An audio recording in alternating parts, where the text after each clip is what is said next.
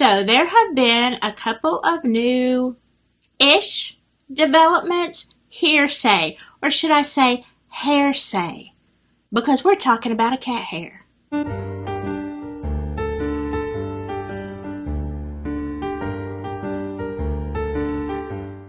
Well, hello there. It's almost Christmas, and this is probably going to be the last video I do before Christmas, unless I do Idaho. I just don't know.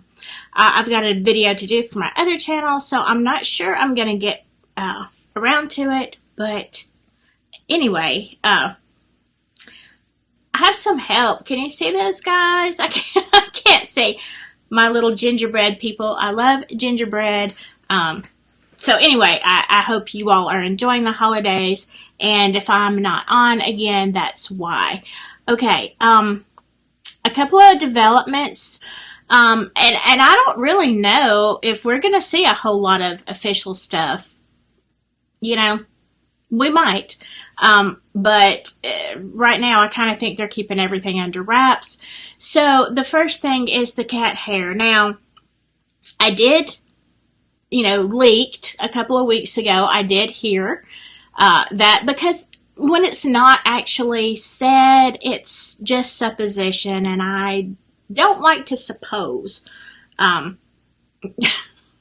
I think we all kind of do a lot of supposing, but on something like this, I didn't know. Now, Richard Allen, you can go back and you can look at the Facebook pictures and see that they did have a cat, and supposedly they found a cat hair on one of the girls' bodies, and they went to his house to dig up his dead cat, who has since passed away since the murders, to try to match the cat hair. Now, I kind of feel ambivalent about this. I don't know that much about, I feel like I've got lipstick here. I don't know that much about cat hair DNA. Like, I don't know. Have we progressed that science? Like, do they have like completely different DNAs? I'm sorry. As much as I love cats, I'm illiterate on this point. If I know there have been cases where they have found DNA in trees that could, put it to a specific tree. Now, that case was a long, long time ago. A very interesting case, if you want to look it up. I don't even know what it was called, but it was tree DNA.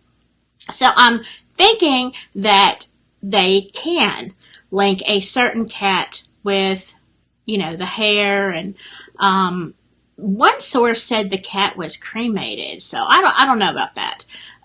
If it is, then, I don't know that they're going to be able to, I don't know. So on one hand, I would say if they have a cat hair on the girl's body that matches Richard Allen's cat, that could be pretty damning evidence to say that he was involved. Now, it doesn't say, and nothing to me says he has been the perpetrator, but hypothetically that, could be linked to him.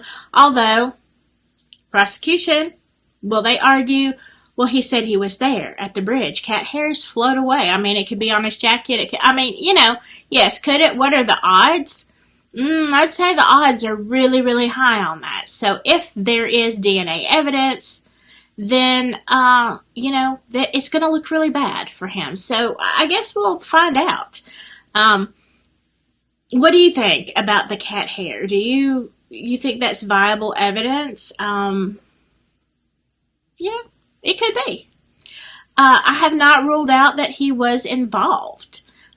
Certainly, even though I think the evidence is flimsy, as you know, as we've talked about,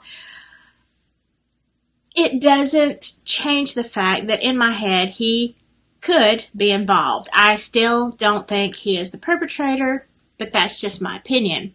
Now, a second piece of evidence, and I believe this guy's name is Jim Wagner. I'm going to put the video back in the description, because I came across this article sometime last week. It's a video, and, first let me say I don't know this guy. I don't know if he is legit. You know, we've had so many scams out lately. So I don't know. He sounds reasonable. Y'all who follow his channel would probably be able to discern this better than I can. But I felt like it was interesting enough that I saved a link to it. Because in this video, he says that he got, and you can hear him tell the story, he got a email from a law enforcement person who said that there is a fingerprint or partial fingerprint on the bullet.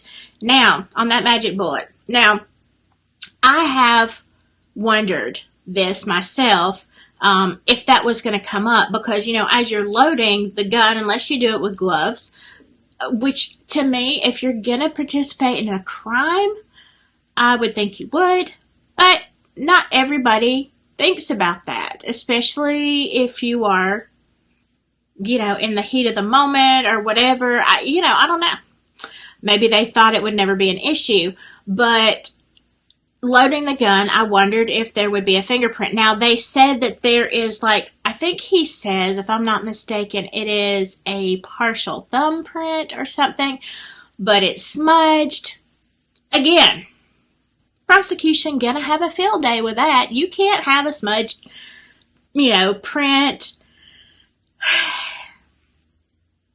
Could all of this circumstantial evidence add up to a conviction? Unfortunately, yes, it could. And I think we have to be real about that. Some people are saying, yay, already. I am not, because to me, and it's like one of you said, if you're going to condemn somebody to a cage or to death, you better know that that this is him. So, I just think that even if that comes out, even if there is a smudged print, cat hair, I don't know. What do y'all think? Again, I think it's flimsy, but I did want to mention it, as I want to mention one other thing that one of y'all wrote. Let me see. Let me find it here, because this is very important. With my last video, and I screenshotted it, and where is it? I don't know. All right. Legacy investigations. This was really, really good. Talking about the magic bullet and why it wasn't in Ron Logan's search warrant. Legacy says law enforcement didn't include the bullet in RL's PC warrant because they didn't need to. Ron Logan, being on probation, gave law enforcement the opening they needed to look at his firearms without it.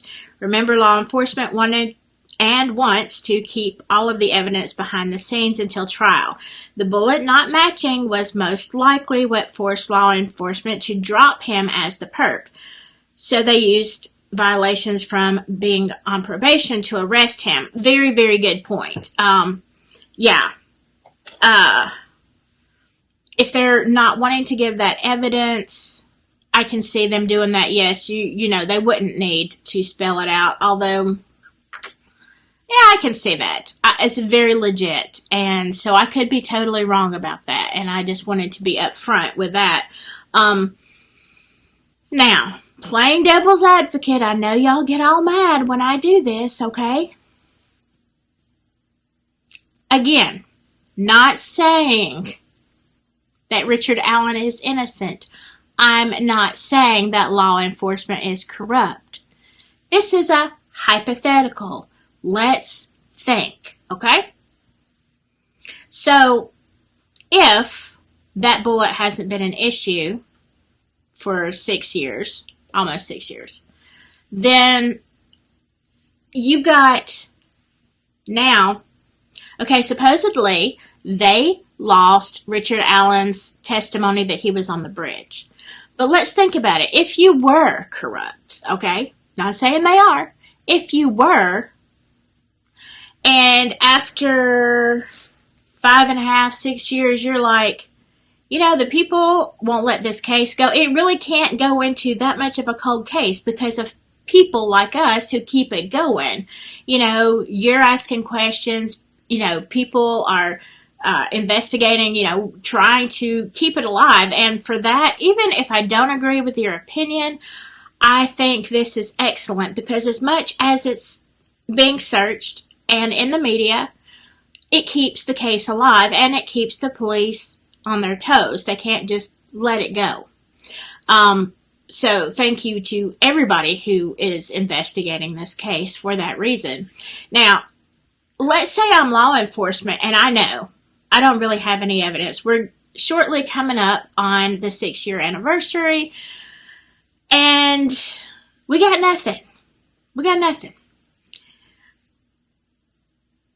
Would it be that insane to think somebody, I'm not naming names, let's just say somebody in law enforcement wanted to go back and say, let's look at all the evidence from the beginning. Okay, let's go back to the very beginning. They've already said they've done that. And let's see who could be guilty. Not that they think they're guilty or they know they're not guilty, but it is dadgum convenient, isn't it? We have a guy that is wearing the same clothes as Bridge Guy, says he was there, open and honest from the beginning, supposedly. And now you're like, man, it's right here in the papers. This is a great person to put this on.